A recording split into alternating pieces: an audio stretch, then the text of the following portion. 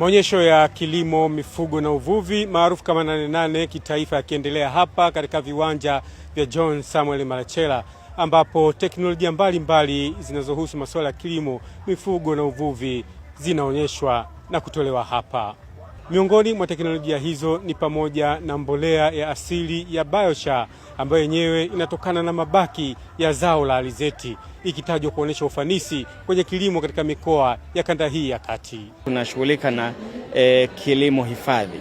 Katika kilimo hifadhi tuna teknolojia mbalimbali ambazo tunazitumia, na moja teknolojia hizo ni matumizi ya mkaa ambayo tunauita kwa kitaalamu biochar.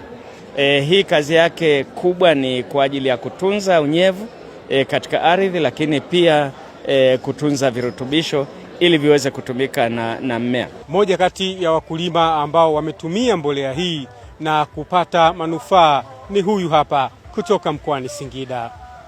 Biochar inasaidia kuhifadhi unyevu kwenye mazao. Mkoa wetu wa Singida una mvua kidogo, lakini tunapotumia biochar, hata pamoja na kuwa mvua inaweza ikakata, mazao yanabaki kuendelea kuwa kijani kwa sababu tumetumia biochar. Sambamba na shughuli za kilimo, lakini masuala ya uchumi wa buluu na yenyewe yanaonyeshwa katika viwanja hivi. Tumepewa mafunzo haya ya uchumi wa buluu kwenye kipengele cha mwani kuanzia baharini. Yaani ni kwa namna gani tunaweza tukalima, nyakati gani za kulima, mbegu bora ni hipi na eneo zuri la kulima ni lipi.